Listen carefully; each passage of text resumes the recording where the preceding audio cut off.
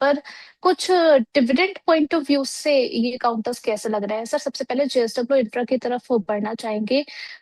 FY 2025 to 2026 के लिए 0.90 rupees per share का फाइनल डिविडेंड कंपनी जो है वो देने वाली है। लास्ट कुछ सेशंस की बात करें सर, यहाँ पर अगर हम देखें जेएसडब्ल्यू इंफ्रा में कुछ मूव आता हुआ नजर आया।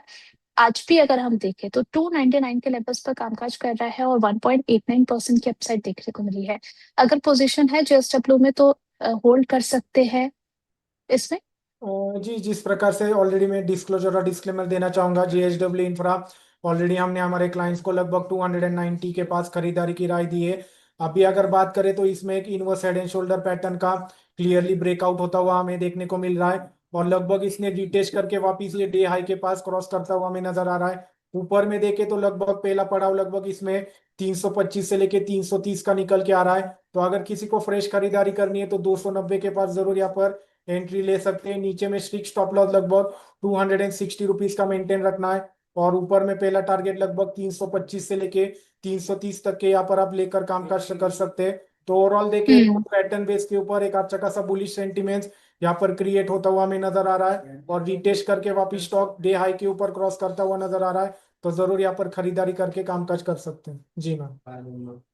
ठीक है, आगे बढ़ लेते हैं टाटा टेक की तरफ। यहाँ पर भी जो है कंपनी 3.35 रुपीज पर शेयर का स्पेशल और 8.35 रुपीज पर शेयर का फाइनल डिविडेंड देने वाली है। और इस पर जो है 26 जून को कंपनी की एक ईयरली बैठक भी होने वाली है जिसपे शेयर होल्डर्स से मंजूरी दी जाएगी इसको लेकर के। सर टाटा टेक को लेकर के आपका व्यू क्या रहेगा? जी, जिस प्रकार से टाटा टेक्नोलॉजीज में देखे तो वन वे रैली यहाँ पर हमें अच्छा खासा बुलिश मोमेंटम यहाँ पर देखने को मिल रहा है। लगभग 500 का एक अच्छा खासा स्ट्रॉन्ग सपोर्ट है और वही से स्टॉक लगातार वन वे रैली लगभग 800 रुपए तक यहाँ पर हमें स्ट्रेच आउट होता हुआ नजर आ रहा है। फ्रेश खरीदारी के लिए थोड़ा सा यहाँ पर रिस्क रिवॉर्ड रेशो मैच नहीं हो पा रहा। जब तक ये स्टॉक अभी 800 के लेवल्स को क्रॉस करके क्लोज नहीं होता तब तक यहाँ पर हम फ्रेश खरीदारी करना अवॉइड करेंगे।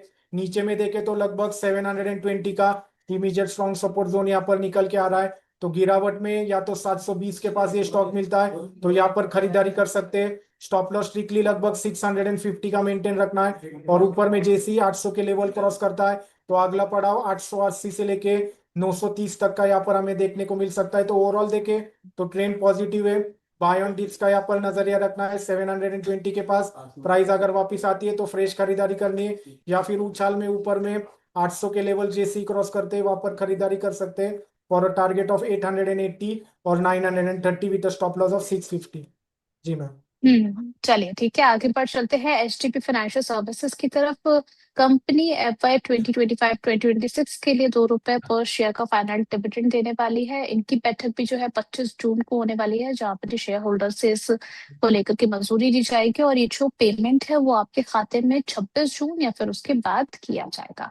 एचडीबी फाइनेंशियल्स की अगर हम बात करें तो आज 1% नीचे है, ये 702 पर कामकाज कर रहा है। इसका स्ट्रक्चर कैसा लग रहा है सर? और डिविडेंड पॉइंट ऑफ व्यू से क्या कंपनी में पोजीशन बनाई जा सकती है?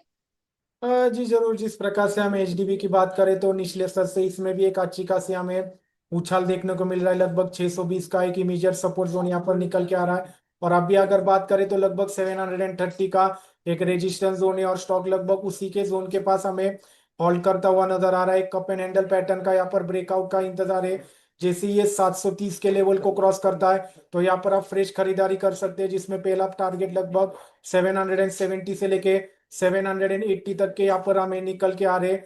तो इंतजार करना है जैसे ही 730 के जोन को क्रॉस करता है तो यहाँ पर फ्रेश खरीदारी करनी है। नीचे में स्टॉप लॉस लगभग 650 का यहाँ पर मेंटेन रखना है और हम्म। टारगेट लगभग 770 से लेके 780। और अगर ये 780 के जोन को क्रॉस करता है तो जो इसका प्रीवियस हाई था जब लगभग 890 से लेके 900, यहाँ तक भी स्टॉक हमें जाता हुआ नजर आ सकता है।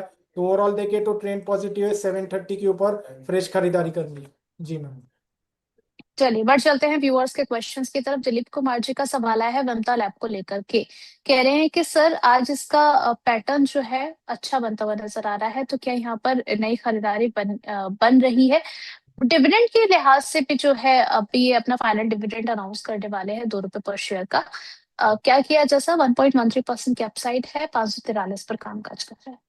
जी जिस प्रकार से हम विमता लैब्स की बात करें तो यहाँ पर भी एक inverse head and shoulder pattern का ब्रेकआउट करता हुआ ये स्टॉक हमें देखने को मिल रहा है। और ऊपर में देखे तो इमीडिएट रेजिस्टेंस जोन लगभग यहाँ पर अगर देखे तो 590 से लेके 600 जोन यहाँ पर निकल के आ रहा है। तो अगर किसी को फ्रेश हम्म। खरीदारी करनी है तो लगभग 520 से लेके 500 के जोन में यहाँ पर आप खरीदारी कर सकते हैं। नीचे में स्ट्रिक्ट स्टॉप लॉस लगभग 450 रुपीज का मेंटेन रखना है और ऊपर में पहला टारगेट लगभग 600 का रहेगा। जैसे ये 600 के लेवल्स को क्रॉस करता है तो वापिस हमें इसमें ऊपर में लगभग 670 से लेके 680 तक के लेवल्स हमें यहाँ पर ओपन होते हुए नजर आ रहे हैं।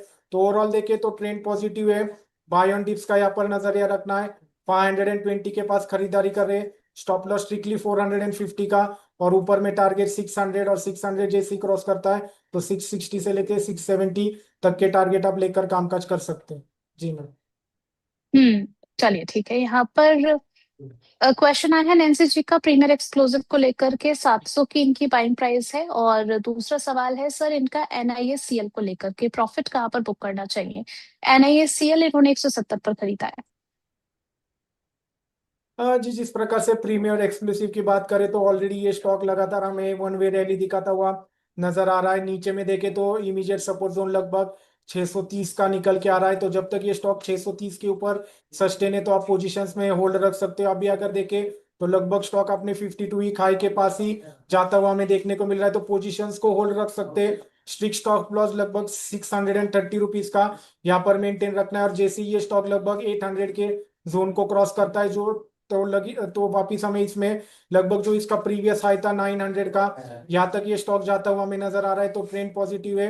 630 का स्ट्रिक्ट स्टॉप लॉस रख के यहाँ पर पोजीशंस को होल्ड रख सकते हैं। साथ ही साथ अगर हम बात करें एनआईएसीएल की तो नीचे में देखें तो हम्म। लगभग 145 का इमीडिएट सपोर्ट जोन यहाँ पर निकल के आ रहा है। तो 145 का स्ट्रिक्ट स्टॉप लॉस मेंटेन रखना है। ऊपर में देखें तो हम्म। 180 का एक रेजिस्टेंस जोन है।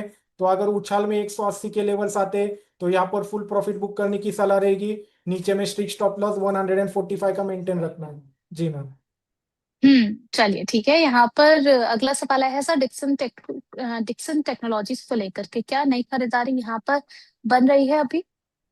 जी जिस प्रकार से पिछले सेशन में भी हमने यही राय दी थी कि डिक्सन टेक्नोलॉजी में लगभग 11,800 से लेके 12,000 का एक स्ट्रॉन्ग रेजिस्टेंस जोन है। और ये एक अच्छा खासा रेक्टेंगुलर ट्रायंगल पैटर्न में अपना एक रेंज बनाता हुआ हमें लंबे समय तक दिखाई दे रहा था। लगभग इसने आज अपनी एक रेंज का ब्रेकआउट दिया है। और ऊपर में देखे तो पहला पड़ाव लगभग इसका 13,300 का निकल के आ रहा है। तो पहला टारगेट लगभग 13,300 का रहेगा। और उसके बाद नेक्स्ट टारगेट लगभग इसमें 13,800 से लेके 14,000 के बनते हुए हमें यहाँ पर नजर आ रहे हैं।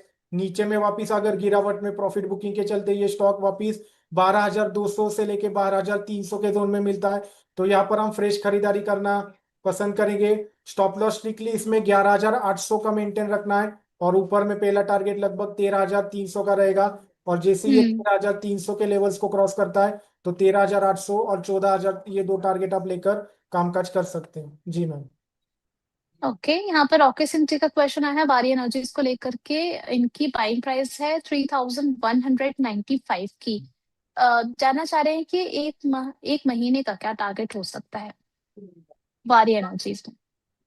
जी जिस प्रकार से हम वारी एनर्जीज की बात करें तो एक अच्छा खासा सपोर्ट लगभग 2,950 का यहाँ पर निकल के आ रहा है। और लगभग स्टॉक 2,950 के सपोर्ट को रिस्पेक्ट करते हुए यहाँ पर एक डबल बॉटम फॉर्मेशन करता हुआ हमें नजर आ रहा है। ऊपर में देखे तो पहला टारगेट लगभग 3,150 का है। जैसे ये 3,150 के लेवल्स को क्रॉस करता है तो वापिस इसमें 3,300 और 3,500 ये दो लेवल्स यहाँ पर ओपन होते हुए हमें नजर आ रहे हैं। तो स्ट्रिक्ट स्टॉप लॉस लगभग 2,950 का यहाँ पर मेंटेन रखना है। और ऊपर में पहला टारगेट लगभग 3,250 का में रखना है। जैसे ही 3,250 के लेवल क्रॉस करता है तो अगला पड़ाव लगभग हम्म। 3,500 का रहेगा। तो पोजीशंस को मेंटेन रख सकते हैं। स्टॉप लॉस 2,950 का स्ट्रिक्टली यहाँ पर फॉलो करना है। जी मैम।